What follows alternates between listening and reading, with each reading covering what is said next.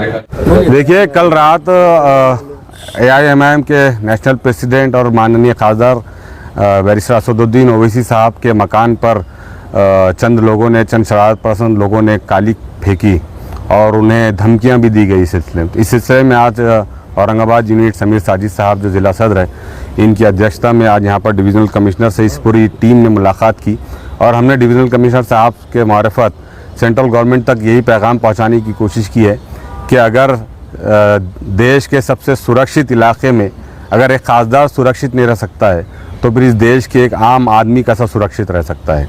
और अगर ये समझ रहे हैं ये शरारत पसंद लोग कि असदुद्दीन ओवैसी साहब के जय फ़लस्तीन के नारे की बुनियाद पर ये उनको धमकी देंगे या उन्हें निशाना बनाएंगे तो ये इनकी खाम ख्याली है। ये अंधभक्तों को एक बात समझने की ज़रूरत है कि भारत की खुद फॉरेन पॉलिसी फ़लस्तीन के फेवर में है और अगर असदुद्दीन ओवैसी साहब पार्लियामेंट के अंदर वो नारा लगाते हैं तो इसका मतलब ये है कि दुनिया का सबसे बड़ा लोकतंत्र दुनिया के सबसे कमज़ोर लोगों के साथ खड़ा है। तो अंधभक्तों को इस बात को समझने की ज़रूरत है, सिर्फ इसलिए कि वो एक मुसलमान देश है इसलिए इनके पेट में दर्द हो रहा है। तो अंधभक्तों ये बात समझ लो कि अगर तुम असदुद्दीन ओवैसी साहब को इस तरीके से टारगेट करेंगे तो उनके सिपाही देश के कोने कोने में तुमको जवाब देने का हुनर जानते हैं।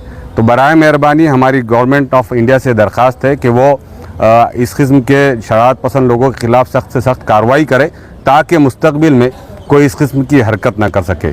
शुक्रिया। नीतीश राणे ने भी एक बयान दिया है कि भाई जबान काटने वाले को इनाम दिया जाएगा। नीतीश राणे का मसला ये है असल में कि नीतीश राणे और नारायण राणे की दुकान बंद हो चुकी है। इनको अपनी दुकान चमकाने के वास्ते असदुद्दीन ओवैसी साहब का सहारा लेना पड़ रहा है।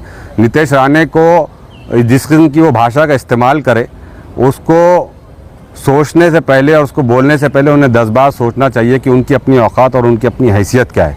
असदुद्दीन ओवैसी उस शख्सियत का नाम है जो इस मुल्क के क़ानून को सबसे ज़्यादा जानने वाला शख्स है और अगर उसके ताल्लुक़ से इस किस्म की बातें करेंगे तो नीतीश राणे को भी जवाब देना मजलिस इत्तेहादुल मुस्लिमीन के तमाम वॉलंटियर्स को। बोलिए। आज मजलिस इत्तेहादुल मुस्लिमीन की हमारी पूरी औरंगाबाद की यूनिट की टीम डिविज़नल कमिश्नर साहब से हम लोग मुलाकात के लिए आए थे। मुलाकात हुई भी है।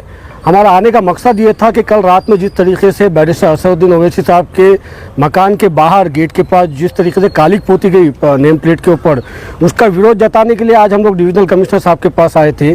साथ ही में ये बात भी हमने डिविज़नल कमिश्नर साहब को बताई है कि ये पहली बार नहीं है जब मेरे कायद के घर के ऊपर इस तरीके की शरारत की गई है, जबकि वो घर मैं समझता हूँ मुल्क के सबसे सेफ जोन के अंदर वो घर मौजूद है।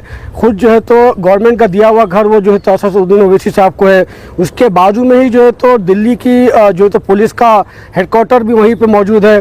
मैं समझता हूँ कि दिल्ली पुलिस की ये कहीं ना कहीं शरारत है कि इस तरीके की हरकतें बार बार जो तो असदुद्दीन ओवैसी साहब के मकान पर होती रहती है। हम इसका विरोध करने के लिए आज डिविज़नल कमिश्नर साहब के पास आए थे।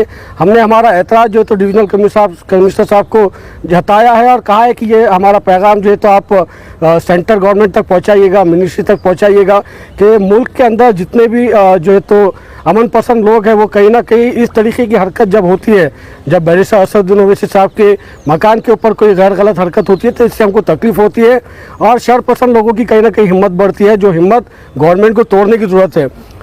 हमारा यही मुतालबा है कि इस तरीके की हरकत दोबारा ना हो। अमन पसंद लोगों को जो है तो उनकी भावनाओं को रिस्पेक्ट की जाए। साथ ही में जैसा कि अभी हमारे जावेद साहब ने बताया कि क्या नाम है उसका, नीतीश राणे, बाजके को बोलना वहीं बैठ के जो है तो बड़ा मत किया कर, कभी जो है तो महाराष्ट्र के दूसरे कोने में भी आ, कभी विदर्भ के साइड आ, कभी औरंगाबाद में आ, वहाँ बैठ के डींगे हाँकने से नहीं होता। तुम दोनों बाप बेटे वहीं से बैठे बैठे मीडिया के सामने बकवास करते रहते हो। तुमको इस मुल्क के लॉ की कोई इज्जत नहीं है, तुमको बात करने की कोई तमीज़ नहीं है, जाहिल है तुम लोग। मैं तमाम जो है तो मुहिबान मजलिस से यही गुजारिश करूँगा कि ऐसे जाहिल की बात को जो है तो नज़रअंदाज किया जाए और अगर इसको बात करना ही है तो कभी औरंगाबाद में भी आके बात कर, कितने पीस में जाता है वो भी देखा जाएगा। ज़बान की बात तू कर रहा, तू औरंगाबाद में आकर देख और आके यहाँ पे बकवास करके बता। एक कोने में बैठ के बकवास करने से कुछ नहीं होता। तुम लोग जाहिल है, तुमको कोई समझ नहीं है। बैरिस्टर असदुद्दीन ओवैसी साहब के पैजामे के उत्तर भी नहीं है तू बातें कर रहा। हाँ, बात वो की जाए क्या है, असद साहब का कैलिबर क्या है, उस हिसाब से बात की जाए तो बेहतर होगा। मैं जो तो उम्मीद करता हूँ कि आने वाले वक्त के अंदर कभी दोबारा इस तरीके की बात उनकी तरफ से नहीं की जाएगी। अगर की जाएगी तो जिस लहजे में आप बात करोगे उसी लहजे में आपको जवाब दिया जाएगा।